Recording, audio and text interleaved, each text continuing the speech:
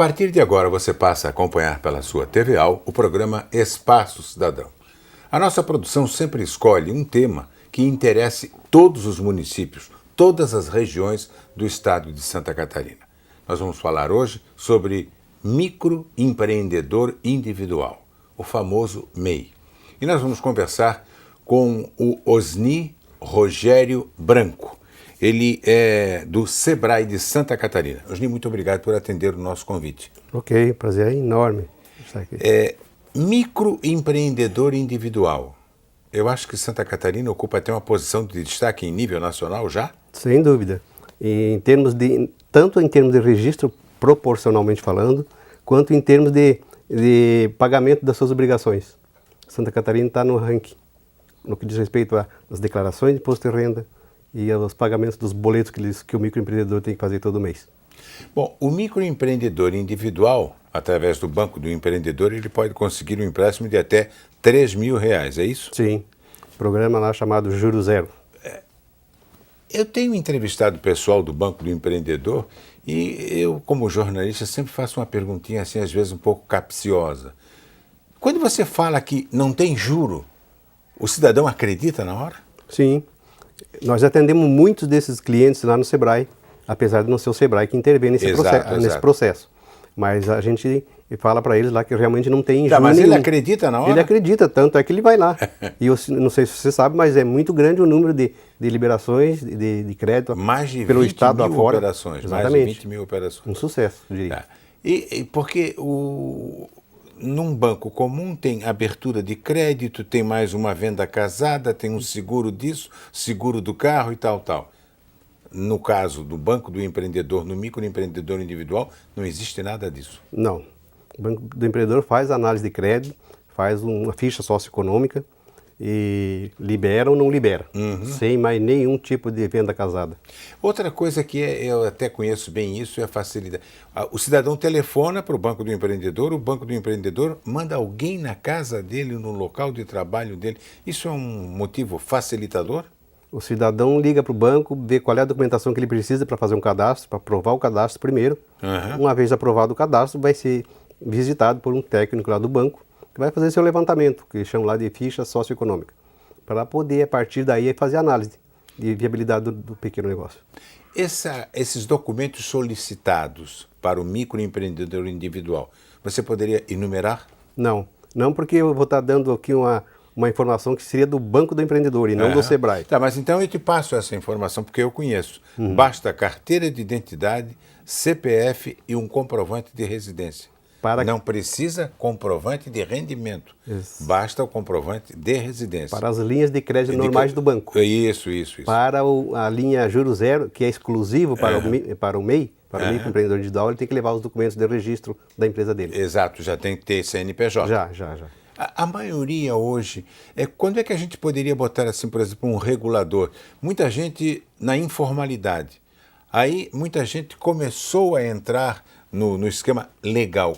Tem mais ou menos uma data de quando isso começou? O cidadão sentiu que valia a pena? Sim, a partir da hora que ele sente a necessidade de que a atividade tem possibilidade de crescimento, mas está impedido por ele estar escondido, digamos assim. Exato. Ele não tem CNPJ. Está na informalidade. Ele na informalidade, então ele não pode transportar seus produtos legalmente, não pode comprar de um distribuidor, já compra de um segundo ou terceiro distribuidor ou revendedor, já compra mais caro. E sente que tem mercado, mas não pode alcançar esse mercado se não estiver legalmente constituído nas esferas correspondentes. Aí é a hora dele fazer o registro. CNPJ é o primeiro passo? CNPJ é o primeiro passo para as empresas que trabalham na rua, digamos assim, venda de serviços ou de produtos porta a porta. Tem dois tipos de empreendedor individual, aquele que trabalha na rua vendendo seus produtos ou serviços e aquele que é estabelecido, tipo uma lojinha, que as pessoas vêm ali comprar. Para esse salão de beleza, costureira. Isso. Tá. Já da rua, vendedores de roupas, tudo isso. Perfeitamente. A gente pode colocar Santa Catarina em nível nacional primeiro lugar? Não, em número quantitativo, né? Claro. Não, proporcionalmente falando. Eu acho que sim. Não tenho essa informação para ser bem assertiva, mas eu acredito que sim.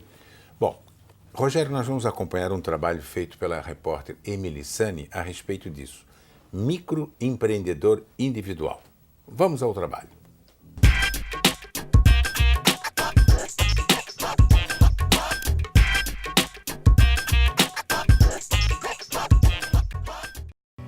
Helenita trabalhou produzindo e vendendo joias e acessórios como autônoma durante muitos anos. O sonho de ter a própria loja só foi realizado quando ela descobriu que poderia ser uma microempreendedora individual. A facilidade foi uma das vantagens, já que em 3 dias ela já estava com toda a documentação em mãos. O sonho de abrir as portas da própria loja se tornou uma grande e feliz realidade em sua vida. Bem, às vezes ainda me pego precisando pensar, poxa, eu acho que eu tenho que me beliscar porque meu sonho se tornou realidade, né? Então eu fico, nossa, é muito, não tem nem palavras, é maravilhoso, sabe? Ter assim, poxa, você visualizava isso e hoje você está lá dentro, você está vivendo isso, é uma realidade na tua vida, então isso é muito, muito bom. E o MEI, assim como beneficiou Helenita, também proporcionou a José a oportunidade de sair da informalidade. Ele trabalha há 10 anos como vendedor ambulante no centro de Florianópolis. Agora, como MEI, já compra e vende os produtos com nota fiscal e não corre mais o risco de ter sua mercadoria presa pela fiscalização. Sem dúvida, é um dos grandes benefícios pelo fato que hoje eu posso comprar meus produtos com nota fiscal. Então, o CNPJ, além de usar o MEI como meu benefício em relação ao meu INSS, eu também posso usar o CNPJ para comprar o produto com nota fiscal, né? Então, olha, sem palavra, foi a melhor coisa que eu fiz. José acabou se tornando presidente da Associação dos Vendedores Ambulantes de Florianópolis e foi através dela que ele levou 41 vendedores a sair da informalidade. Olha, é um bom número, a gente sabe, quer atingir um pouco mais, mas a gente fica feliz pela vulnerabilidade desses ambulantes, né? Como eles eram, não contribuía de nenhuma forma para o INSS, então a gente, de uma forma, fica feliz porque a gente está conseguindo fazer um trabalho que possa ser um benefício para todos eles, para todos nós. Benefícios que vêm realizando sonhos em todas as partes do Brasil. Sonhos esses que não param de crescer. Afinal, essa é a visão do pequeno e grande empreendedor. De expandir, de crescer, né? De ir para frente, ir para cima, continuar, ir para o mundo, ter a minha própria marca, seguir em frente.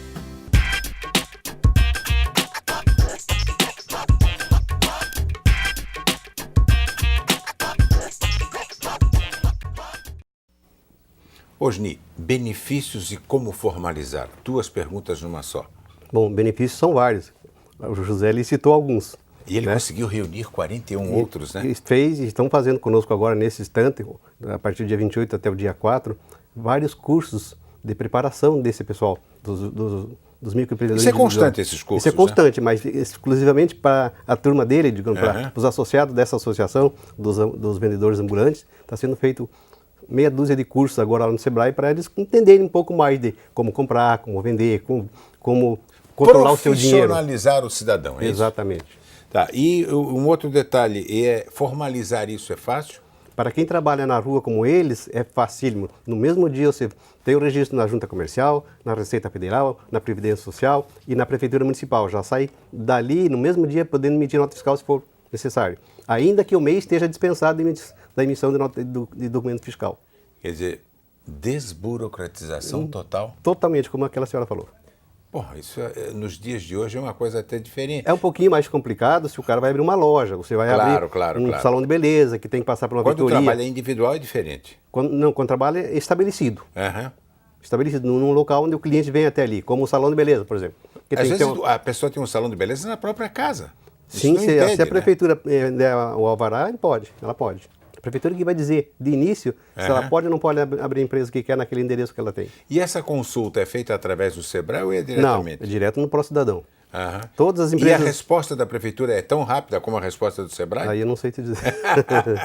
Não, o interessante é isso, né? Porque a gente não monitora.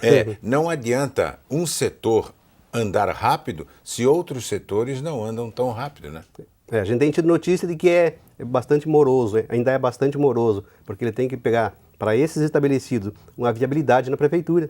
que entra pelo Procidadão, que é um órgão de coleta de todas as informações a respeito da prefeitura, vai para o órgão competente, que devolve para o Procidadão, que devolve para o cliente. Aí ele diz se pode, o cliente sai de lá sabendo se pode ou não pode abrir a empresa. Depois, faz o registro no Sebrae em meia hora, nos órgãos federais e estaduais, se for preciso, que seja preciso, e volta para o Procidadão pedir o alvará. Aí, no caso do salão, tem o alvará de funcionamento, que a prefeitura dá, tem o alvará de vigilância sanitária e do Corpo do Bombeiro. Esses processos ainda são meio demorados. Qual a idade? Existe uma idade mínima para o cidadão?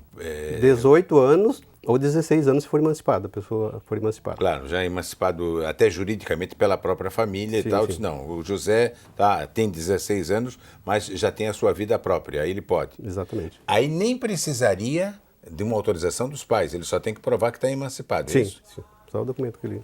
Bom, como é que isso foi despertado dentro do Sebrae?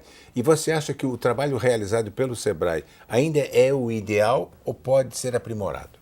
Porque o MEI, quando foi constituído, foi dito que, através da própria legislação, que todos os escritórios de contabilidades podiam fazer os registros e a primeira declaração de imposto de renda gratuitamente. Isso vem acontecendo, mas não totalmente a contento. Daí o sistema Sebrae, como dá acompanhamento, dá informações de toda a ordem para alguém que quer abrir uma empresa, decidiu também fazer os registros internamente. Nós temos aqui contratado um escritório de contabilidade o dia inteiro só para fazer o registro, com dia e hora marcada. A pessoa só liga para lá, já sabe, já diz qual é a documentação que ele tem que trazer e qual é o dia e horário dele aparecer lá para fazer o registro. Quer dizer, o Walter ligou para lá e disse, você está agendado para quarta-feira da próxima semana, às 3 horas da tarde. Nunca tão longe, nunca mais que 2 dias para frente. Claro, no caso de ser de uma sexta-feira, poderia ser na semana. Isso. E aí já leva os documentos, está tudo facilitado. Exatamente. Quais os impostos que devem ser pagos pelo microempreendedor individual? Bom, imposto mesmo, o valor mais alto que ele tem que recolher não é um imposto, é uma contribuição para a própria previdência dele. Já pensando numa aposentadoria futura ou num benefício a partir da primeiro pagamento. Mas impostos mesmo, se ele for um comércio, vai pagar apenas R$1 de ICMS. Se ele for uma empresa prestadora de serviço, vai pagar R$5 de imposto sobre serviço para a prefeitura do município onde ele está registrado. Apenas esses 2 impostos, que fazem com que ele pode ou não emitir nota fiscal e no emitir nota fiscal não incide mais imposto nenhum sobre o valor da nota destacado. Microempreendedor individual, isso é uma coisa só da região da Grande Florianópolis ou é do estado mesmo? Não, o microempreendedor individual é nacional. Nacional. Não, mas eu quero ficar em Santa Catarina. É estadual. Mas todas então, as regiões estão no mesmo patamar que está a nossa capital? Todos. Aqui na Santa Catarina, sim. E quer dizer que na verdade, o que existe de diferença não é o microempreendedor individual, que isso é nacional. O que existe de diferença de patamares é a microempresa, que é outro estágio. Quando o MEI cresce, ele passa para outro estágio, que é a microempresa. Esse tem... Aí vai do faturamento anual que ele tem. O faturamento daí diferencia conforme a região do país. Rogério, nós já voltamos. Vamos ao intervalo e voltamos para falar mais um pouco sobre o microempreendedor individual e a realidade que nós temos neste aspecto aqui no estado de Santa Catarina. Nós já voltamos.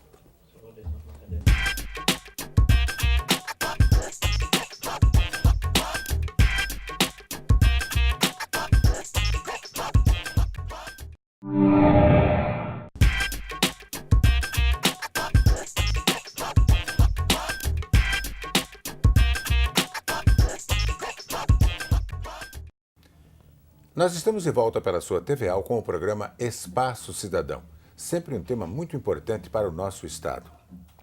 Nosso assunto de hoje é o microempreendedor individual. Nós conversamos aqui no intervalo, Rogério, o número é expressivo, quase 100 atendimentos por dia no Sebrae? A média está em torno de 75 pessoas, a média. Tem dias mais, na sexta-feira diminui, por exemplo. Claro. Mas chega nessa média. Aí na segunda-feira aumenta. Isso, exatamente. Então daria uma média de 80 pessoas. Porque lá a gente não atende só microempreendedor individual, atende qualquer demanda dentro do campo do Simples Nacional, que é o microempreendedor, que é a microempresa, que é a empresa de pequeno porte. Fora os que não se enquadram aqui, que não sabem e que também aparecem por lá. Quais são os principais, os primordiais critérios para você se tornar um microempreendedor individual? Bom, é a mesma coisa que para qualquer tipo de empresa. A pessoa tem que, primeiro, entender um pouquinho de gestão, por isso nós dedicarmos alguns tipos de treinamento para ele entender um pouco de gestão. Ele ter noção do mercado. Ele aceita isso? essa sugestão Aceita, de vocês? aceita, porque já tem demonstração do porquê que se não aceitar, o que vai acontecer lá na frente. Então, ele tem que entender um pouquinho de administração, por isso ele vai aprendendo lá aos poucos. Temos apostilas, cartilhas para ele levar em mãos, online também, cursos também. Ele tem que ter mercado, uma noção do mercado, senão não adianta. Tem que entender do ramo, ninguém vai ter sucesso a curto prazo se não entende do ramo, vai pagar para aprender, aí vai demorar. Ele já tem que ir com conhecimento, aí começar. Também tem que ter um capitalzinho para começar alguma coisa. Normalmente, o que é o mais correto é a pessoa que já faz isso informalmente, como autônomo, e que nós falamos anteriormente por motivos se legaliza para poder já sabe fazer. Abrir para o mundo, como o seu mercado, a sua empresa, para o mundo, como a senhora falou ali. Quer dizer, o importante é isso, ele já tem a experiência, ele já sabe o que fazer. Agora, uma outra coisa, é muito comum aí, Osni, aparecer o seguinte, o cidadão, eu quero trabalhar com uma padaria, e aí o Sebrae orienta o seguinte, você já viu se na sua rua não tem outra padaria? Vem a questão do mercado que eu falei ainda antes. Tem que ter noção do mercado, tanto do consumidor, quanto do concorrente, quanto do fornecedor.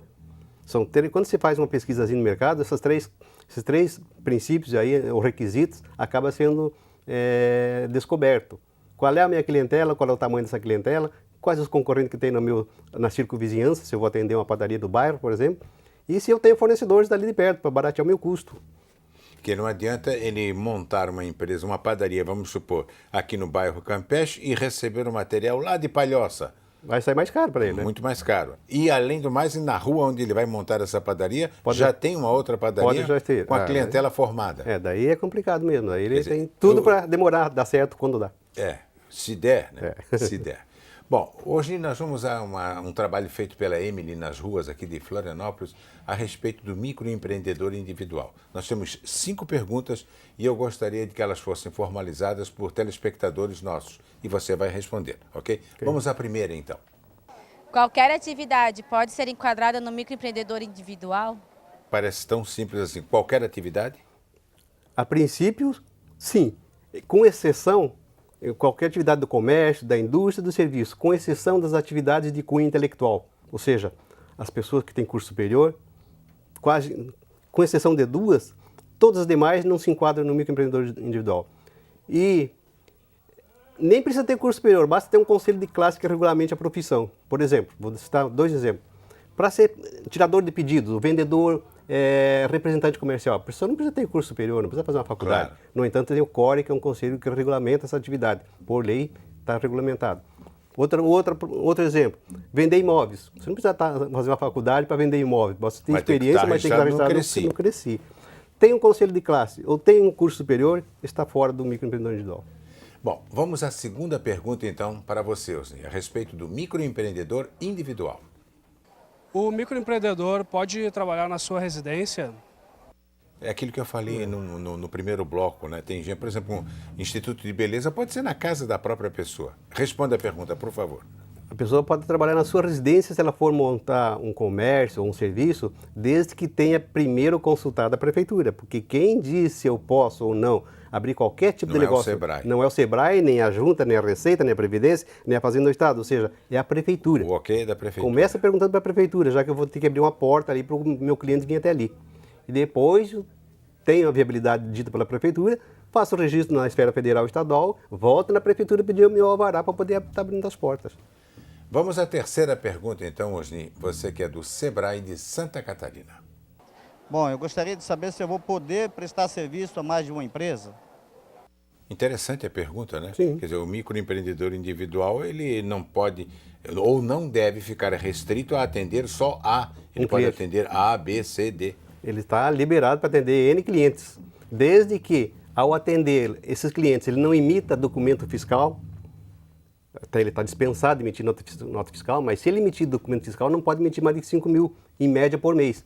Senão daí ele tem que Mas parar. 5 mil em valor ou... Em valor bruto, em valor, receita bruta. 5 mas mil. isso pode ser uma nota, 2 notas, vários clientes que no somatório no mês chegam aos 5 mil, em média. Uhum. Se no mês deu 2 mil, no outro mês já pode dar 8, porque na média é 5 mil. Ah, bom, a média, A média. então. Ou seja, é 60 mil por ano. Quando ele abre essa empresa em janeiro, tem que ficar de olho nos 60 mil. Enquanto não passar... O 60 mil representa 5 mil por mês. 5 mil por mas mês. ele tem que se... mas esse mês eu fui até 7 mil. Não há problema. Não. Desde que no mês seguinte ele entre na cota de 5 mil de Não, média. nem é exigido que faça isso. Ele tem que Policiar se policiar e se cuidar para não passar dos dos 60. 60. É isso que é importante. Não que não seja necessário, porque o objetivo é que ele comece aí e pule para outro degrau para a microempresa, tão logo possa. Exato, exato. Porque aí ele vai ter que pegar um escritório de contabilidade, fazer essa migração do MEI para outro modelo, que é a microempresa. E aí vai custar mais caro. Daí vai custar um pouco mais Um caro. pouquinho mais caro.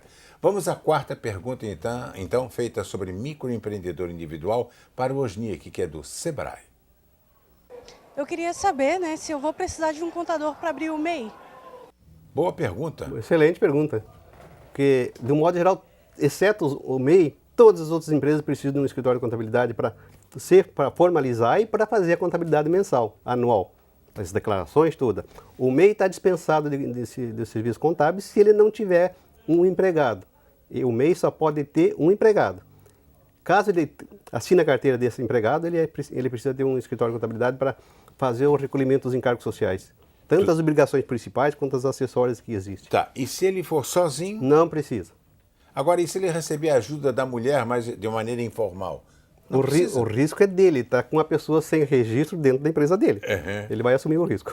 Mas ele vai dizer, não, é minha mulher. Eu acho que não, é sempre... Bom, vamos à última pergunta então, Osni, você que é do Sebrae, sobre microempreendedor individual aqui em Santa Catarina.